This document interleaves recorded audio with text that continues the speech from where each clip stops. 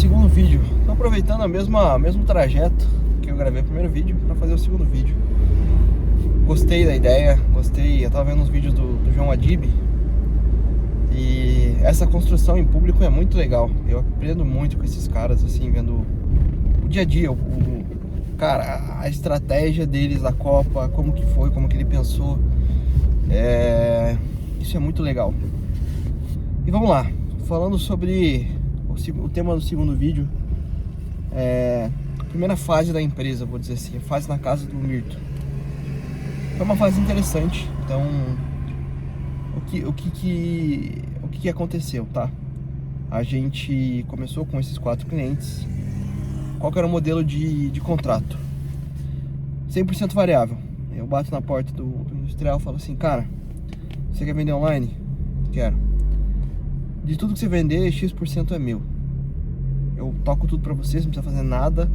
Eu cadastro o produto, eu faço o Ads, eu faço a gestão de portfólio, eu faço edição de imagem, eu faço pós-venda, eu faço tudo. Você só envia. Fechou? Fechou. Em tese, é um modelo muito bom. Só que, primeiro aprendizado muito relevante da MRT, que eu aprendi. Eu não acredito em nenhum modelo 100% variável. E eu vou explicar por quê. Baixo nível de comprometimento. Então, dessas 4 indústrias, depois vieram... A gente chegou em 10 rápido, no primeiro mês. Fácil de vender, pô. Você não vai gastar nada, tudo que vier é lucro. Teu estoque tá parado, né? Você tem produto que o mercado tá te pagando aí, de repente você vende para um varejista em 120 dias, na internet em 30 dias na tua conta. É muito fácil, muito bom, não tem objeção, mas não tem comprometimento. Então, a gente chegou a fechar, salvo engano, 8 ou 10, não lembro de cabeça agora, indústrias desse modelo. Só que o que aconteceu? Baixo nível de comprometimento. Até a gente implantar essas indústrias, levou 3, 4, 5 meses para eles passarem todas as informações certinho. Porque como ele não paga, ele não tem cara, tem que passar a informação, tem que agilizar, porque mês que vem a fatura tá aí de novo e eu preciso ter ROI, né? Todo mundo tem que ter ROI, minha solução tem que dar ROI pro cliente. E foi o primeiro ponto que a gente chegou e conversou. Tava na casa do Hamilton ainda, que, cara, a gente vai ter que começar a cobrar, porque o cliente, assim, a gente não vai sobreviver. Então, pô, se a gente tá criando um negócio do zero, sem ter herança, sem ter família de sobrenome gigante, que é rica, coisa assim. Viemos de ótimas famílias, graças a Deus, mas a gente tá no bootstrap. Eu saí do meu trabalho sem reserva nenhuma, porque problemas ao longo do caminho, financeiros, decorrentes até da própria caminhada do trabalho, comissões que não vieram, de clientes que não pagaram, lá do escritório. Mas, então assim, cara, a gente não consegue sobreviver. E ali, a partir do primeiro, segundo mês, a gente começou a cobrar um fixo baixo e começou a focar em mentoria. A gente falou: cara, a terceirização de repente não é o caminho, a gente perdeu um pouco o foco. Vamos vender mentoria. Que era o que o Hamilton já fazia. Ele já tinha 2, 3 clientes que antes já pagavam para ele mentoria. E que isso ajudou com que a gente, por exemplo, já tivesse uma carteirinha de 2, 3 clientes que pagavam desde o começo. Isso ajudou a gente já teve desde o começo 2 funcionários, porque era um volume grande. Cara, imagina 10 indústrias no primeiro mês. Para implantar é muita coisa, mais a mentoria. E eu tive que botar R$1.500, o Hamilton também, no primeiro mês, em dezembro. Mas em janeiro a operação já começou a se pagar. Só que a gente focou muito em mentoria, tirou o foco da terceirização e voltou para mentoria. É um erro, porque a gente perdeu o foco, né? A grande solução era o público industrial e tal. A gente continuava fazendo isso com os clientes variáveis, mas pensou: quem vai pagar a operação de fato é o fixo, que é a mentoria. Só que o que a gente percebeu como movimento de mercado? O comerciante que ele quer vender na internet, que era o público que a gente mirou para a mentoria, ele não tem margem, tá? Ele não tem margem. Ele compra de uma distribuidora que compra da fábrica. Tem uma cadeia muito grande de pessoas agregando preço no produto. Quando chega para vender na internet, o que sobra líquido da venda, líquido de plataforma e frete, é menos do que ele paga pelo produto. Às vezes tem o produto dele sendo vendido no Mercado Livre mais barato do que ele paga do servidor.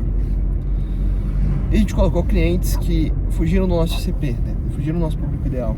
E isso fez com que a gente colocasse receita no primeiro momento, mas isso gerasse um problema de churn ali para frente.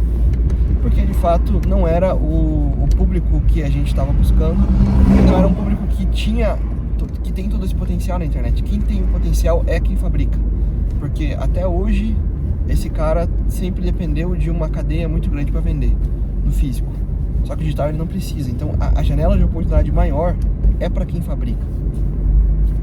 Enfim, compartilhando o primeiro erro da nossa caminhada foi segundo, né? Primeiro cobrar só a variável. Eu acho que isso não funciona. E o segundo é ter mirado em mentoria. Funcionou no primeiro momento para gerar caixa. Não vou criticar a estratégia, eu acho que funcionou. Mas a gente, ali pelo terceiro, quarto mês, começou a ter problema de churn, porque não tem como performar o cara que não tem preço. O comércio que veio pra gente não tem preço pra competir na internet. A internet é um jogo de preço baixo, o Mercado Livre é um jogo de preço baixo. A indústria funciona, porque ela ganha muito mais do que ela ganharia na cadeia tradicional, mas pro comerciante não. E até uma síndrome talvez de vira-lata, a gente poderia ter oferecido direto para vender para a indústria, mas a gente achou que não ia dar certo. Quando isso começou a acontecer, ali pelo terceiro, quarto mês, a gente foi para a FAI, porque a gente tinha gerado um caixa, a equipe tinha crescido, já estava com 5 pessoas, eu aumento mais 3. A gente foi para a FAI no Mind Hub lá, porque a ideia era, cara, a gente tem que começar a se expor. Porque para começar a vender para a indústria e agora começando a cobrar, a gente tem que se ter âncora de credibilidade. Uma empresa de 5 meses batendo numa indústria que não conhece esse empreendedor, ela não vai ter credibilidade. A gente é uma startup, beleza. Então, a primeira ideia foi, cara, vamos para um hub dentro da FAI, que a gente se ancora, a gente é uma startup que está dentro de um hub de inovação numa universidade em que nós dois fomos alunos. Isso ajudou, de fato ajudou muito. Então uma dica aí, uma coisa boa da caminhada. Cara, uma marca completamente desconhecida. Primeiro bom gatilho é âncora de credibilidade. Nossa primeira âncora de credibilidade tenho 4 clientes que estão com a gente. Então quando eu abordar outra indústria, eu falo, acho que tem 4 indústrias que estão fazendo, mas é muito pouco, né, dependendo do patamar. Então a segunda âncora eu tenho, no caso depois a gente foi crescendo e tal, mas eu tenho 5, 10 é pouco, são poucas indústrias para ter de carteira para gerar credibilidade para vender para um cliente maior. Então a gente ancorou, credibilidade na carteirinha, mesmo que fosse pequena, e segundo, nós somos uma startup que está num hub de inovação dentro de uma universidade em que nós dois somos ex-alunos. Isso ajudou a puxar novas conversas. Falando de estratégia, eu acho que isso é importante. Você está começando uma marca, seja lá do que for. Eu estava conversando com um pessoal recente, que a gente foi para o Epicentro do Rio. Eles estão com uma startup de hotelaria, falando exatamente sobre isso. Cara, você precisa de âncora de credibilidade. Esses 2 pontos já nos ajudaram a conseguir o primeiro, o segundo cliente que topou pagar pelo nosso trabalho sendo uma indústria. Isso foi muito legal. Começamos cobrando um valor baixo, tá? Então hoje é metade do ticket que a gente está cobrando, foi o que a gente começou a cobrar. Realmente é muito barato. Chega a ser ridículo pensar que a gente cobrava esse valor para determinadas indústrias que, isso não é nada comparado ao orçamento deles. Mas foi o começo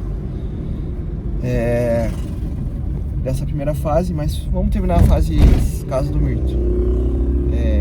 Outra coisa que a gente desde o começo, tá, sempre fez e sempre foi nosso foco da fase 1. A gente tinha um time e sempre já teve desde cara um desenvolvedor, porque a nossa visão sempre foi de escala. Então todo o processo de implantação ele precisa ser automatizado, e a gente desde o momento zero teve essa visão.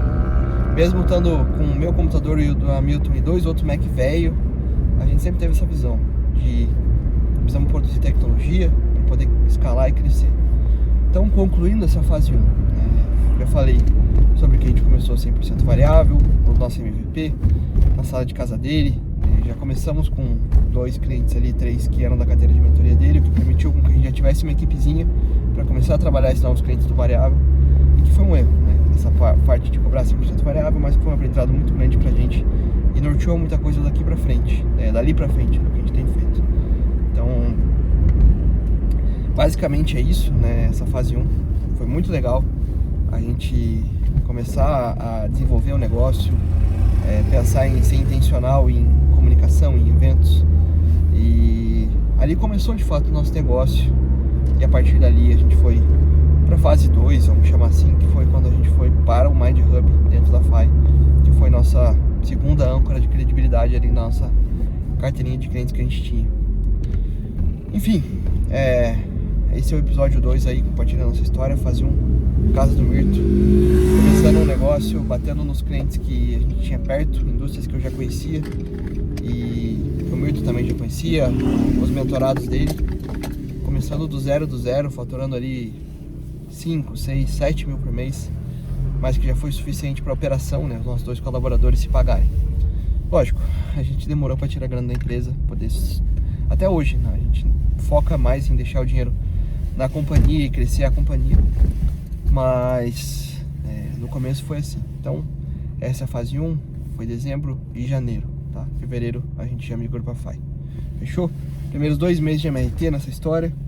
Comenta aí no comentário, é bom, né? Deixa aí nos comentários alguma eventual dúvida que você tem aí sobre essa fase. Se de repente faltou comentar alguma coisa ali, eu abro um outro vídeo e comento. Vou citar, né? Vou dar o nome de fase 1, fase 2, chamar de FAI, e fase 3 vai ser a Federação das Indústrias onde a gente está hoje. Fechou? Aquele abraço, até o próximo vídeo.